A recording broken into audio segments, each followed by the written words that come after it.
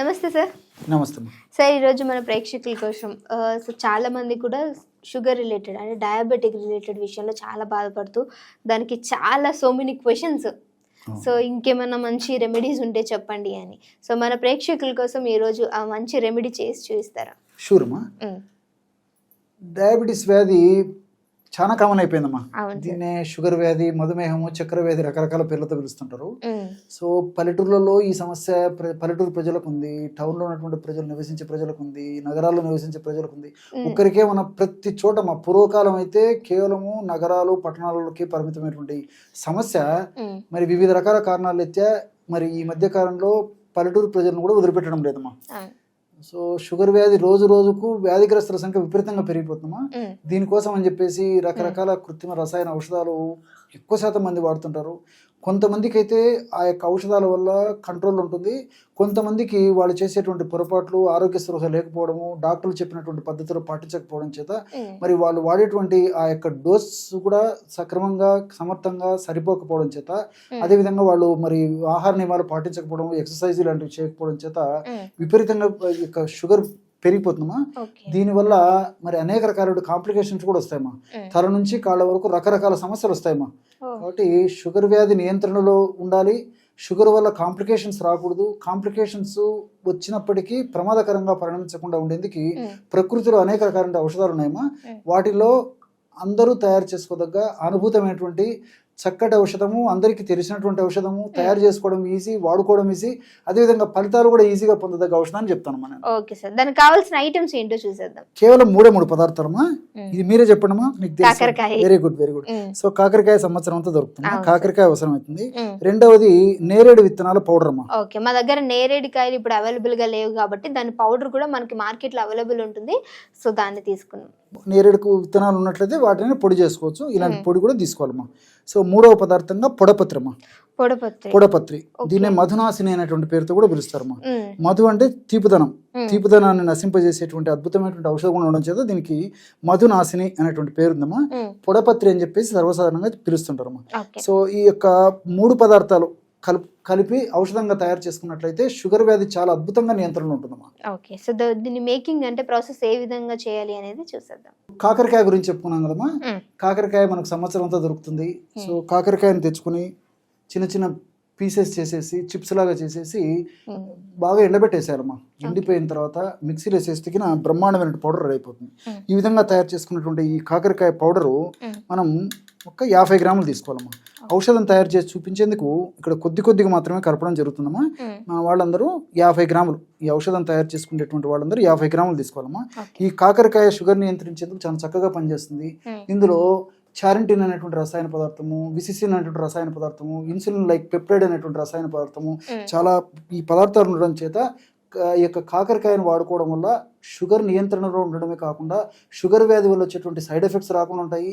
మరొక ముఖ్యమైనటువంటి ప్రయోజనం ఏంటంటే చాలా మంది షుగర్ వ్యాధిగ్రస్తుల్లో HbA1c అనేది ఒక పట్టణం తగ్గదమ్మా. HbA1c దీన్ని 3 మాసాలకు ఒకసారి చేసేటువంటి పరీక్ష. అది 3 మాసాలకు ఒకసారి బ్లడ్లో రక్తంలో షుగర్ ఎంత ఉందో తెలుసుకునే దానికి వైద్యులు HbA1c అనేటువంటి టెస్ట్ సూచిస్తారమ్మా. ఇది చాలా మంది కూడా ఒక పట్టణం తగ్గకుండా కూడా చాలా మంది బాధపడుతుంటారమ్మా. ఈ HbA1c అనేటువంటిది దాన్ని తగ్గించేదానికి కూడా ఈ కాకరకాయ చాలా అద్భుతంగా పనిచేస్తుందమ్మా. అట్లా ఈ కాకరకాయ పొడి 50 గ్రాములు తీసుకున్నాం కదమ్మా. రెండవ పదార్థంగా నేరేడు విత్తనాల యొక్క పొడి. ఈ నేరేడు విత్తనాలు యొక్క పొడి కూడా చాలా అద్భుతంగా పనిచేస్తుందమ్మా. ఈ యొక్క సమస్యలో నేరేడు విత్తనాల యొక్క పొడి కూడా ఒక 50 గ్రాములు తీసుకోవాలమ్మా. ఈ నేరేడు విత్తనాల యొక్క గుణం ఏంటంటే దీంట్లో లిటియోలిన్ అని చెప్పేసి రసాయన పదార్థం ఉంది, యాంథోసైనిన్స్ అని చెప్పేసి రసాయన పదార్థాలు ఉన్నాయమ్మా. ఈ యొక్క లిటియోలిన్ అనేటువంటి రసాయన పదార్థం గుణం ఏంటంటే మన దేహంలో జీర్ణ వ్యవస్థలో అమైలేజ్ అనేటువంటి ఎంజైమ్ ఉత్పత్తిని బాగా తగ్గిస్తుందమ్మా. ఎప్పుడైతే అమైలేజ్ అనేటువంటి ఎంజైమ్ ఉత్పత్తి తగ్గిపోతుందో అప్పుడు మనం తీసుకునేటువంటి ఆహార పదార్థాలు ఉన్నటువంటి కార్బోహైడ్రేట్స్ సరిగ్గా జీర్ణం కావు.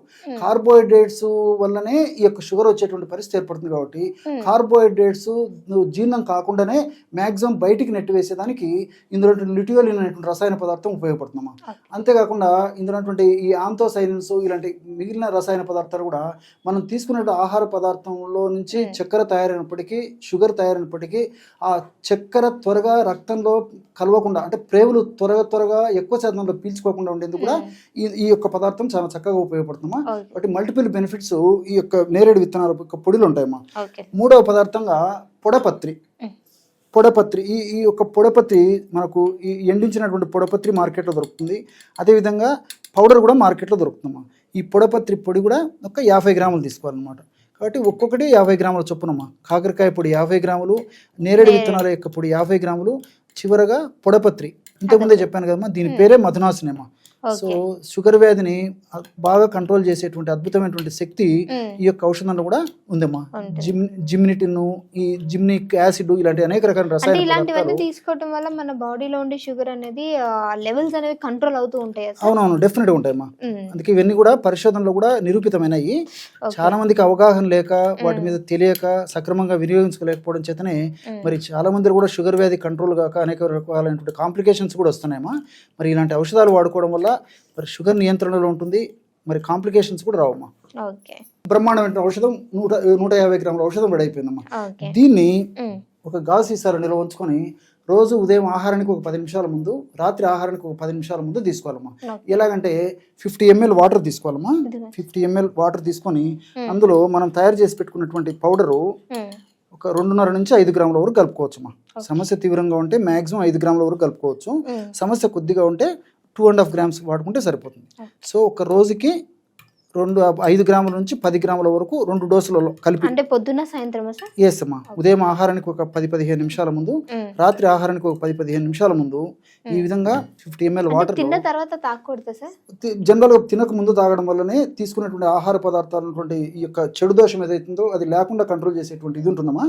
తీసుకున్న ఆహారం తిన్న తర్వాత కూడా తీసుకోవచ్చు. జనరల్ రిజల్ట్స్ బాగుండాలంటే తినక ముందు తీసుకోవడం మంచిది. సో ఈ విధంగా తీసుకోవడం వల్ల చాలా త్వరగా ఈ యొక్క ఔషధం పనిచేస్తుంది. ఓకే, సో చూసారు కదా, మధుమేహం అంటే అలానే షుగర్, డయాబెటీస్ అని చాలా పేర్లతో పిలుస్తూ ఉంటాము. సో ఈ యొక్క వ్యాధికి అంటే చాలా మందికి కూడా లెవెల్స్ అనేవి కంట్రోల్లో ఉండకపోవడం అనేది జరుగుతూ ఉంటుంది. సో మన రేటింగ్ అనేది కూడా అంటే ఎవరైతే డ్రింక్ చేసిన తర్వాత ఎలా అయితే రేటింగ్ పెరుగుతూ ఉంటుందో దీని విషయంలో కూడా అంతే ఇబ్బంది పడిపోతూ ఉంటారు. సో అలాంటి వాళ్ళకి కంట్రోల్లో ఉండాలంటే ఈ యొక్క అంటే న్యాచురల్గా ఉన్నటువంటి ఈ డ్రింక్ అనేది చాలా బాగా యూజ్ అవుతుంది.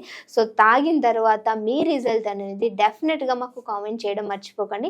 మీకు ఇంకేమైనా సమస్యలతో బాధపడుతున్నట్లయితే దాని కింద మాకు కామెంట్ చేసినట్లయితే సార్తో డిస్కస్ చేసి ఆ వీడియోని కూడా మీకు ట్రై చేసి చూపించడానికి మేము డెఫినెట్గా ట్రై చేస్తాము. సో ఇంకో వీడియోతో మళ్ళీ మీ అందరి ముందుకు వస్తాము. అప్పటి వరకు చూస్తూనే ఉండండి అవర్ ఛానల్.